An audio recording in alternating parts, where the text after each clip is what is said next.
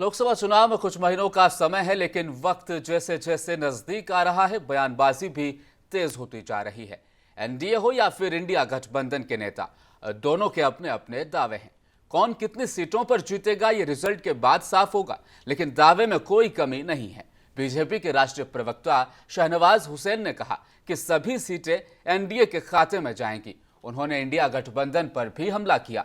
शहनवाज हुसैन ने कहा कि विपक्षी एकता की बात हो रही है, लेकिन एकता के नाम पर वो सब लोग अपना अपना शेयर मांग रहे हैं। ये सब घमंडिया गठबंधन के लोग हैं।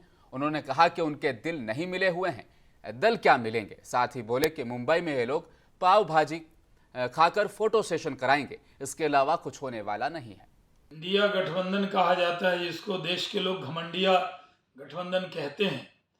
उसमें नेता अनेक हैं और ख्वाब एक है।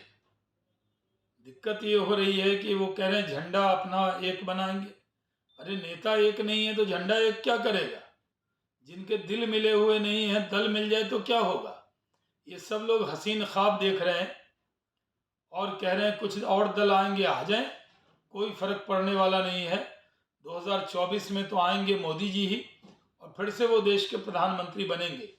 जहाँ तक अलायंस का बैठक का सवाल है, तो ये लोग पटना में लिट्टी चोखा खा के आ गए, साउथ में गए, बेंगलोर में इडली डोसा खा के आ गए, और मुंबई में पाव भाजी खा लेंगे और वहाँ कुछ फोटो सेशन करा लेंगे।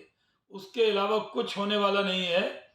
और केसी त्यागी जी कह रहे हैं कि प्रधानमंत्री बनने के सारे गुण कई नेताओं के अंदर गिना रहे हैं, तो वो तो और उनका इंस्पिरेशन को बढ़ा रहे हैं।